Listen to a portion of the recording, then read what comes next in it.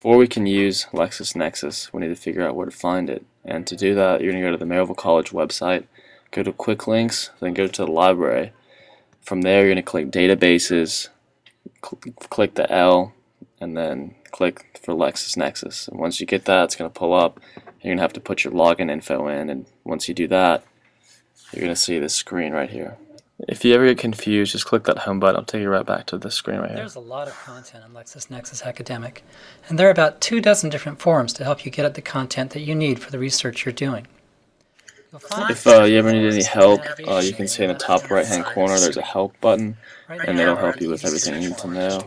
By the header over here. To see what else is available, you'll need to click on the different section headings. Clicking on News expands that section. There's also U.S. legal materials, international legal materials, information about specific companies, and search forums for specific subject areas.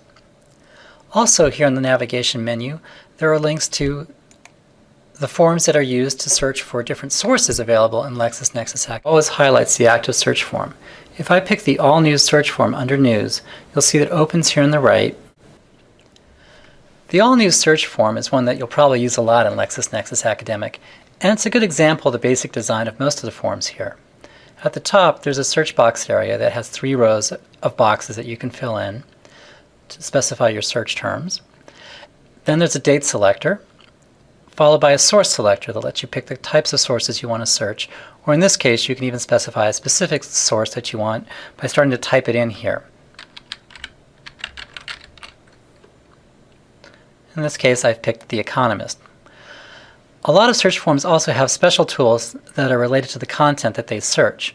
In this case, we're searching news. So down at the bottom, there's a tool that was take any Now search this that you power fill in the search thing search down form here and is translate what you're going it to into use the if you power really want to search get form. sophisticated So it'll take searches. your search It's terms, a little the bit too date you complicated picked, to the source explain you on picked. here, so if you're If you've interested in chosen it, to just search look it up, and there's a editorials whole and nother opinions, video it'll that take that talks information about as well. the power And it'll put search it all in and the all advanced that's power capable of search it. form, so you can construct a more sophisticated search there.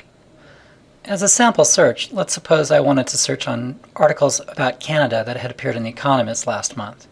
I'd simply go up to the search box, type in the word Canada, come down to the date selector. I'll never understand why he wants to know about Canada. And since I've already chosen The Economist as my source, I just go up and click the search button. This is the results list format that you'll see every time you run a search in LexisNexis Academic.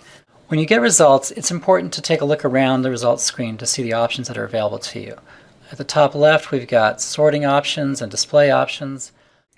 If you look right under the search column, you'll see the options for you to print, email, save, and then save to on your tab. So that'll help you save your progress. By simply clicking on its link, and that'll take you to the full text view.